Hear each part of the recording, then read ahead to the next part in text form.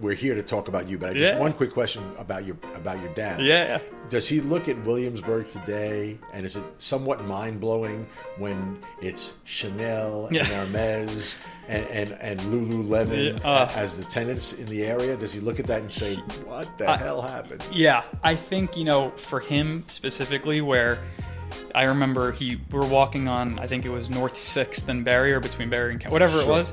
And he pointed to a building, and he said, that building, it was like 3 lots combined. Okay. It was frontage was like maybe 100 feet by crazy huge lot, whatever it was. Right. And he said, I had the opportunity to buy that at $45,000 on auction. I don't remember what this was probably. Sure. And he said, I had no money. I couldn't afford it. I asked my father for it, whatever it was, couldn't do it.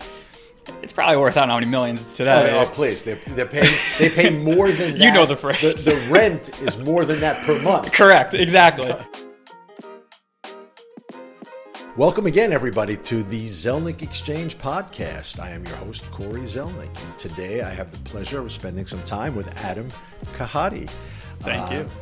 You're very welcome. Thanks for being here. I'm going to give you a little background on Adam, and then he and I are going to have a nice little chat. Adam is the founder and president of ADCO Builders, a construction management and general construction firm that helps clients bring their commercial space to life. On time, on budget, and with clarity every step of the way. Sounds like a slogan. With a background in architecture and construction, he specializes in streamlining complex build-outs and coordinating the many moving parts that go into a successful project. Whether it's retail, office, or hospitality, he works closely with his clients and design teams to turn ideas into fully realized spaces. With Argentine roots, he brings the same passion and pride he feels for the national team, Messi, into his work. Driven, collaborative, and always aiming to deliver results that people can be proud of. Before Adam launched ADCO in 2022, he led high-profile build-outs for clients, including Google and NBC. Adam's ability to navigate complex project environments and shifting market conditions make him a trusted advisor and strategic partner for clients nationwide. And the reason Adam and I are together today starts with the fact that we are both University of Maryland graduates. Adam, welcome to the podcast. Thank you, Corey, and go Terps first and foremost. Absolutely. Got to get that out of the system.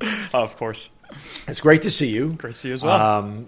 And, the Maryland connection was a start, actually, was when I had one of our interns here at Zelnik and Company, also a Terp, recommended you and I connect, and we hooked up, and you gave me some background on what you have been doing up until that point, and now you've escalated maybe not the right word, but have grown substantially. So, take me to graduation day of University of Maryland and bring us current. Yeah. So graduation was not the typical graduation, as it was 2020 during COVID. So we had everyone go home. We went home, and it was kind of like, what's going on? All right. It was a difficult time for sure. Mm-hmm. We got back, and then I was on the job hunt, and there was not much job opportunity, not many job opportunities at the time. Okay. And it was difficult waiting around, and then eventually I got a call from the internship that I was at previously, which is a GC firm over in the city. Okay. And I remember he said to me, hey, can you start tomorrow? We're working on a new project. We'd love to have you back. All right. I said, sure, let's do it. Showed up the next day. Okay. Was a ghost town here in New York City. We were working on a project at One Vanderbilt. And this is... What is it? Where in 20 are we? August 2020. August 20. It was August 17th, August 17th, 2020. That's exactly I remember the day. That's precise. Yeah, I remember it. And then after that, I showed up for the first day and was there for almost 3 years. Mm-hmm. And throughout the time, I was an assistant super, an assistant PM, project manager, and this was all on the construction side. Okay. So we were just carrying out all interior build-outs. And is this office, resi? What are you doing? What are you building? All office interior. Okay. So a lot of office interior work. Right. Some studio work when we were doing some NBC stuff. Mm-hmm. Google work when I was doing all the Google stuff with the team. Okay. So it was a wide variety of a lot of different projects, mm-hmm. and it was fascinating, extremely, extremely educating. Educational, actually, I should say. Okay, that's fair. And it was a great time. Good. Yeah. Good. And before we go to the next phase, you have some real estate in your blood? Yeah. You can touch on that if you want. Yeah, for sure. Well, my father, throughout his whole life when he immigrated to the States, and he was working his ass off, I should say. So you're not going to get bleeped here. He came in and he started doing refrigeration, mechanical contracting, eventually building his way into the real estate side. Nice. And ever since I could remember going to Greenpoint, Williamsburg, kind of seeing the progression of the area. Sure. I was always at construction sites. I was, I think ever since I was 2, I had a tractor in my backyard where I would be a builder, Bob the Builder, whatever it was. Okay. And then throughout my childhood was just going to his buildings and seeing the projects and being fascinated, which brought me to college where I studied architecture. That's fabulous. And I want to. We're here to talk about you, but just one quick question about your dad. Yeah. Does he look at Williamsburg today, and is it somewhat mind blowing when it's Chanel and Hermes and Lululemon as the tenants in the area? Does he look at that and say, "What the hell happened?" Yeah, I think for him specifically, where I remember we were walking on, I think it was North 6th and Barry, or between Barry and whatever it was, and he pointed to a building and he said, "That building." It was like 3 lots combined. Okay. It was frontage was like maybe 100 feet by crazy huge lot, whatever it was. Right. And he said, I had the opportunity to buy that at $45,000 on auction. I don't remember what this was probably. Sure. And he said, I had no money. I couldn't afford it. I asked my father for it, whatever it was. Couldn't do it. It's probably worth, I don't know how many millions it's today. Oh, please. They pay more than that. You know the phrase. The rent is more than that per month. Correct. Exactly. So quite literally, yeah. So I remember that was one of the things. And recently when he was walking the streets, because he's an old school guy, likes to walk the streets and see what's going on in the neighborhood. He did say, "Oh, this is now a Chanel. There's a Hermes, like all these different things." I'm like, I know. Wild. It's insane. And being in the retail business, we say it's wild. It's so insane. I can only imagine someone who was there at the beginning. Yeah. And I genuinely remember when I was younger and saying to my buddies, we're going to Williamsburg, and people would be like, "Williamsburg, Pennsylvania?" Like, right. What is Williamsburg? Right. And it was it was cool, and it's cool to see the growth of it. Sure. And to kind of grow up going to the sites in Greenpoint, and then going to Williamsburg and seeing this and seeing that, and it was awesome. Nice. So let's jump back to you. It's 2023. Yeah. And is it ADCO time? So 2023, so I was with the GC for almost 3 years, and I left, and I was kind of in this inflection point of like, what am I doing with my life? Okay. I studied architecture. I practiced very little as an architect when I was an intern at one point. Architectural degree from Maryland? Yeah, architectural degree from Maryland, and then was at this inflection point. I was like, what am I doing with my life? Was extremely burnt out from the construction side. It was exhausting. It was a great time, but it was just a lot at a younger age. And I went to go work with my father for a little bit in development. Okay. He recently acquired a new property. He needed help, or I forced him to need help from me for some sort of work. Sure. And I went under his wing for, I think it was maybe around like 7 or 8 months to help him with the project. Learned everything not to do as an old school type of guy. Hey, the best thing in any aspect of the business is knowing what you don't know. Correct, right? exactly. So that's good. But it was an amazing time, and I love him to death, and I learned a lot from him. Okay. And I think it helped me progress into the next step of when I did start ADCO. Okay. And kind of going into that mid-2023 period of saying, you know what, I want to go do my own thing. I don't want to work with him anymore. It was a great time, but I really want to do my own thing, have my own company. So mid-summer of 2023, I'm like, I'm a GC. Okay. I'm going to go build stuff. That's what I knew how to do. I was like, this is what I enjoy. Let's go see what sticks. And so what? Okay. Yeah. Great. Make a big decision. Yeah. Big leap. Mm-hmm. Where are you going to find the business now? Now you know you can do it. You can roll up your sleeves. You can hammer the nail. Whatever you want to call it. Yeah. Where are you going to find the business? What was the mindset? The mindset was, all right, who do I know? And who can I reach out to just say, hey, who do you know? Sure. Who can I talk to? I don't want work right now. I want to just introduce myself to people. Okay. So I remember the first person was actually, I was on Instagram, and I was just going through my stories, and it was a residential broker, not intending to do residential work at all. And I remember reaching out to her, and I said, hey, I just started this company. I'm looking for work. If you have anything, if you know of anyone that needs anything, sure, I will do it. my line was, I will paint your bathroom. And I will still paint anyone's bathroom. Okay. And when I followed up with her, it just kind of started, progressing and saying, okay, the brokers are probably good avenues to chat with. The, people who talk to clients, architects, and everyone under the sun. Right. I know we had multiple. And we had multiple times that you and I. Cups of coffee or smoothies at Joe and the Juice. I remember when you and I actually were introduced from Ryan. It was same thing. Yep. I was on LinkedIn, and that was my bread and butter. Sure. And it was, just from there, LinkedIn. Built my business, I like to say. Great. So now you go paint the bathroom. I go paint the bathroom. What happens next? What happens next? I say, listen, do you need the door replaced? Do you need this replaced? Very good. And then try to, provide the most value. We're there to also just help people, and if they have questions, it's generally what I enjoy. That's great, and we speak because we know each other. We've become friends. Yeah. But the reality is that we're in the same world. Yeah. You have taken a lot of retail projects under your belt. Yeah. How did you get from painting the bathroom to one of the first retail opportunities? It was a long process. It took me quite some time. But it all started with actually changing locks in a millwork cabinet at Goop on Bond Street. Okay. That was my first ever project. All right. Project almost went awry, which was the craziest part because it was such a simple scope of work, but things always happen. And then from there, it just progressed from LinkedIn messaging people to a person I knew that I used to work with in high school. Okay. That gave me an opportunity to paint the bathrooms and then, redo the flooring and do this. After that, it went to, you did a great job here. Meet my friend at Van Leeuwen Ice Cream. Right.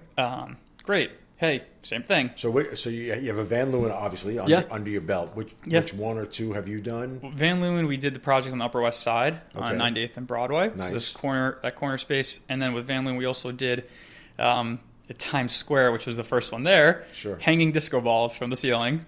At like 4 a.m. and whatever it was. But we progressed there. Then we did some small stuff at Rock Center. Nice. And just kept on building from there and there. Well, that's great. I mean, one, I've seen a couple of the locations, so they're great build-outs. And obviously, you can look online and see what they look like. But then they're certainly resume builders. Oh, yeah. Right? For sure. Then I don't know what the chronology is, and it doesn't matter, but you can tell me. Yeah. You get to counter service. Yeah. Okay. Steve Ells, the very well-known founder of Chipotle. Yeah. This is his next new concept. Yeah. Oh, yeah. And they have, I think, 4 are now open in Manhattan, or the 4th is opening soon. We're working on the 4th one right now. All right. So tell us about that. How'd you meet? I don't know if you met Steve or how'd you get in there? Yeah. It was. I like to tell everyone is that there's really no secret sauce to anything. It's all just the networking side of things. Whether it's retail brokerage, whether it's construction, whether it's architecture, it's just being in the right place at the right time. And, accrediting some portion to luck. Sure. And did you meet Steve? I've met Steve, a lot of times. Him and I, we know each other. I text him here and there. Okay. No, that's good. I mean, he's clearly an innovative guy. He's a genius. This concept, I remember, sort of aside. This is less Steve, although it becomes sort of Steve-ish, right? Yeah. He did, I think, what was the name of the previous concept that he tried, or the fully automated? Colonel. Yes. Now, are they still in operation? No. Right. He gave Colonel a try. Yeah. And I thought it was interesting because that's a fully automated. That was a fully automated business. Yeah. And this is a total left turn to this conversation, but I'll throw it out there anyway. When California announced a $20 an hour minimum wage across the board for all the QSRs, Chipotle immediately fired a whole bunch of people because they couldn't afford the $20 an hour. They couldn't sustain it. Yeah. But what they did was they brought in robots to do their avocado chopping and pounding. Yeah. I just a long way to get to Steve Ells and his automation, but anyway. Yeah. It was a Steve is an innovator, and he's extremely intelligent and has great ideas, and that was one of them. And obviously he saw the Chipotle brand, and he saw that what I call him the father of QSR, and you walk into any of these concepts, and they all kind of operate under that assembly line production. Oh, absolutely. When we you know, Chipotle was Chipotle. Yeah. They started doing their thing, became wildly successful and Yeah. famous and whatever you want to call it. And we as brokers, we represent landlords, we represent tenants. Yeah. So oftentimes when we represented landlords, and I'll speak specifically to a Kava transaction where we were on the landlord side, but before Kava became Kava, Right. the introduction was basically a Mediterranean Chipotle. Correct. Yeah. Right. Exactly. And what's the place? Naya. Naya is also a Chopped, Sweet Green. They're They're all the same. right, but they all will say Chipotle, Chipotle. the salad of Chipotle. Yeah. And it's very interesting how they made that happen. Yeah, and then going back with the kernel concept of the automation and the lowering of overhead and all of that aspect of the concept was genius, because truly concepts in retail or any provider like that, the labor force is extremely hard to cover costs, to have quality control and all those different aspects of it, where that was very smart. Yes. It may be ahead of time in terms of people still wanting to walk into a space and talk to people. Right. But from the nuts and bolts, it's a genius idea. Me and your dad aren't walking into No. robotic food joints. Probably not. I would say probably not. I still want to do me a favor, a little light on the mustard. You want to have the relationship with the person. Exactly. So all right. So Van Leeuwen, a little dessert. Yeah. You got your counter service, some sandwiches. Yeah. And then you got Glowbar on the roster. Yeah. And it was the same. It was the same aspect of the processes. It was networking with the people I knew. The fellow over there, I actually worked at a clothing store with him over a few summers when I was in high school. Okay, knew him, and I saw that he got this position at Glowbar, and I reached out, and it was the same thing, networking. And just asking for opportunities anywhere I can get something. Sure. Doesn't have to be glamorous. Wasn't the prettiest work, but it was work. You'll paint the bathroom. I'll paint the bathroom. Truly, that's what it would be. That's great. And I saw that you built a big gym. Yeah, we did athletic clubs down in Lower East Side. Where are they exactly? So that one is at 199 Christie. Okay. But they do have a few locations throughout the city. They have one in Flatiron that we help them out with as well. They have one in Williamsburg, and I know that they're expanding the concept. So there's some stuff in the pipeline now. Nice. And we'll see. We'll see what they come out with. No, that's great. Yeah. So these this is exciting, and then each one of them is certainly a resume builder, or build your book, whatever you want to call it. And networking never ends. Never. Right. I still do it at this stage. In various ways. Yeah. What's your next networking event? Is there such a thing, or is it just I'm going to meet a guy because I hooked up with him on LinkedIn? Do you go to specific things? I try to. Short answer is yes. I try to go to specific events where it's either other people in the industry that are in the construction industry, the architectural industry, whatever it could be. Brokerage as well. If I have a friend that's going to an event, I say, hey, can I tag along? Do you go to ICSC? I do not. I actually want to go. I know it was just in December. The New York, right? The New York one, at least. Right. The Vegas one, maybe in some time I will. What? I'm just curious. Why do you say it that way?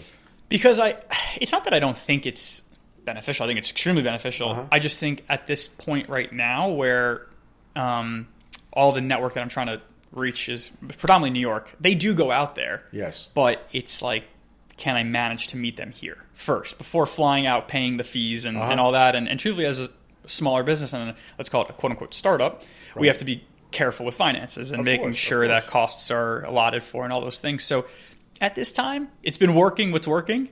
Maybe the next step will be to travel out there. Right, so I'll throw you two things. Yeah. One, I agree with your sentiment in terms of the national aspect of it. I even take that approach sometimes myself. Yeah. Is that my business is a New York show. I go to Vegas, I get it. I have some people that do some national work. Sure. But I'm really there to show face, shake some hands, things like that. But what maybe you want to think about doing is become an ICSC member. Right. Okay, and what that does is it gives you access to a whole roster of tenants and people that are doing business here. Right. in the same, almost in the same. And again, I don't know, your window of time in terms of what we would call cold calling or whatever. But they have a constant flow of information. One, Sure. Two, they have lists, and so once you're a member, you have access. And so now, if you read in the paper, for example, you hear of XYZ company who's thinking about coming to New York. Right. You go to the ICSC list, and then you find out they're a real estate person. Right. Oh, that's smart. Yeah. Things like that. So sure. I would do that. Yeah. That's worth the investment. Yeah, for sure. And then for sure, seeing what your track record is currently and where you're going with this thing, be at New York next year. Yeah. No, be at for New sure. York I like next that. year. Yeah, that's great. All right. So you should think about that. Yeah, I like it. Yeah. What do you do when you walk out of here? What's the day like? What's the normal day like? Today? Well, it's usually on a today. I'm trying to think. We're working on a few bids. We're working on a few projects right now at the moment. Mm-hmm. So it's going to be getting with my team to understand kind of where we're at with things, schedules, pinch points, problems. We always have problems, but we always have to find the solutions. Figuring out what those are at the moment, what's pressing, and then probably go back to the networking side of things. I really try to focus on the advertising standpoint or the networking standpoint, like towards the end of the day or start in the middle, like middle of the day kind of work. Sure. And then later harp again on LinkedIn, see who's around. Right. So I'll probably today. All right. So in the midst of all of that, you said the word "we." Yeah. Tell me about the team at ADCO. What do you guys look like? How many people are you? What's everybody doing? Yeah. We're a small yet nimble team. We're 3 right now. Okay. And we have myself. We have Jake Waitzman as well. He's a PM on the team. And then also Kyle Lawrence, who also helps out on the PM standpoint. Okay. And we kind of just. We all strategize. We all figure out how to split responsibilities and see who's good at what, which person should be doing this avenue of work, that avenue of work, and me myself included as well. I know I'm the owner and the founder, but I always roll my sleeves up as well. Oh no, I have to. At this point right now, I definitely have to. You're preaching to the choir. Yeah. Because I tell these guys here, it's all about the streets. It's all about this business. No matter how you slice it, and my good friend Bob Knackel always talks about it. Yeah. It's blocking and tackling. Yeah. And the blocking and tackling of our business, especially at retail, Yeah. is to walk the streets. Yeah. And see, because I can go see your Van Leeuwen on the Upper West Side, this afternoon. Yeah. And in 4 months, I can go back there and I can see that there were 3 competitors that weren't there the last time. Things like that. It's a constant hustle. It's a constant evolution. Oh yeah. Who you find, you get the next job. Yeah. Right. Is your team, you subs, architects, things like that. You talked about. I read something that you posted. Yeah. Recently. Yeah. About plans. Yes, I love to. Talk about those plans. I love to talk about plans because. And I'm not showing off that I do my homework. No, you're very good. You're very good at this. Plans. I always like to say to people, and I've used this reference time and time again, is your menu. Okay. You go to a restaurant. You sit at the table.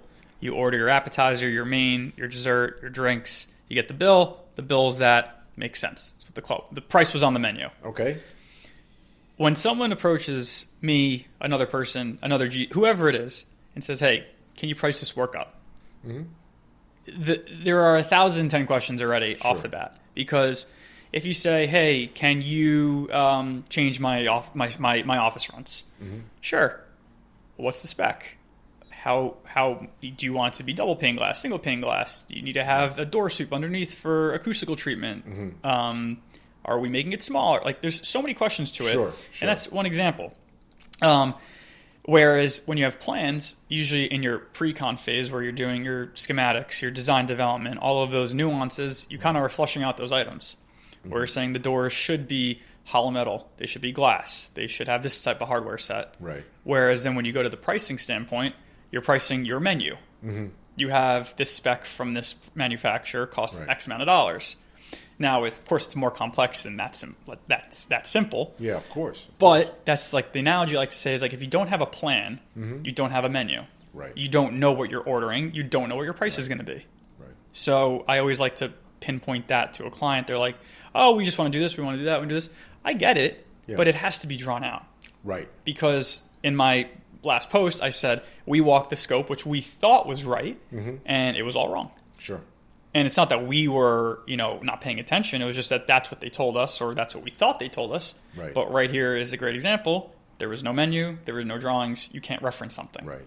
That's right. I find, I love that. And I love that, for its purpose, right, to do it correctly. And I've, for years, and Steph's heard me say this forever, I always use the term proper prior planning prevents poor performance. Exactly. But it fits in perfectly with your actual plans. Yeah. But in that same vein, I'm doing this a very long time. Some of the young brokers have clearly not. But I still, to this day, you're a landlord. You call me up, or you're an investor, and you say you're buying a property. And I'm, if it's in the city, I'm pretty generally familiar with it. But I won't know precisely. So I'll say to them, because all they want me to tell them is what's the value of the space. Right.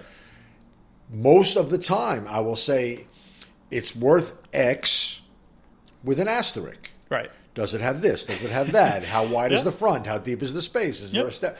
And things like that. And they need better. I said, look, how close are you to buying it? What's your next step? Because if it's important, and obviously it depends on the relationship I have with that person, I said, let me go there. Right. And so my plans are going there and feeling it and touching it. Yeah. Because in the end of the day, that's the old school. Yeah. It's the new school. Yeah. It's the everyday school. Yeah.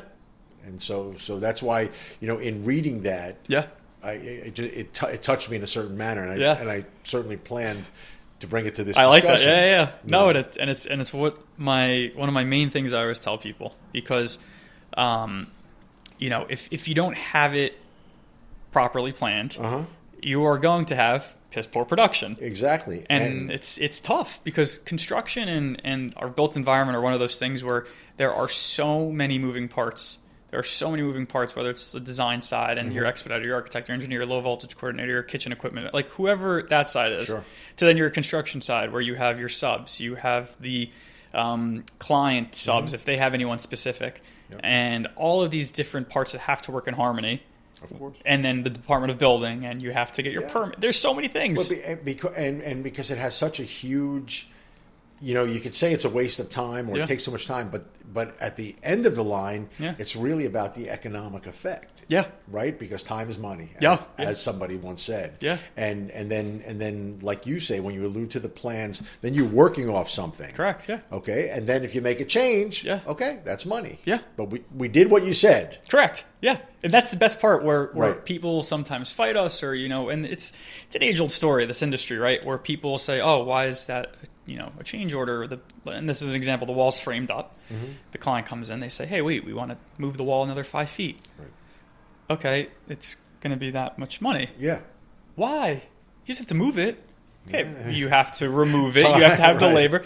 You don't go into a lawyer's office and, say, hey, Mr. Lawyer, change this document. Thank you. Okay, read it. Oh, actually change it all again. Okay, another billable, 10 bill hours. You're not going to question it.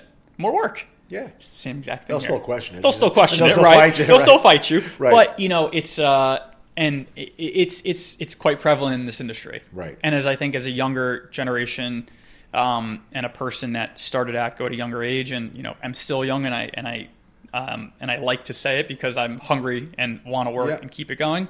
There's a duty of mine to kind of normalize this construction side, whereas sometimes it gets a bad rap, and it's unfortunate because it's such a beautiful industry. There's such talented worksmen, or there's such talented professionals between the subs, between the trades, and everyone involved, where it deserves this level of respect. And for me, I try to show that to everyone. Yeah. That you should always respect everyone on the site, and either it's the labor or the cleaner, whoever it is. Yeah, you do that, and you also have to, but you have to remain firm in your conviction in terms of what's right and what's wrong, and how we got to a place, right? Because you're a businessman too. Yeah, right? Exactly. So it's very important, and it circles you all the way back to just the basics of relationships. Exactly, right? And that's what it is. Because when that project goes sideways, but you're able to resolve it properly, that looks as good, if not better, on a resume than the finished product. Exactly.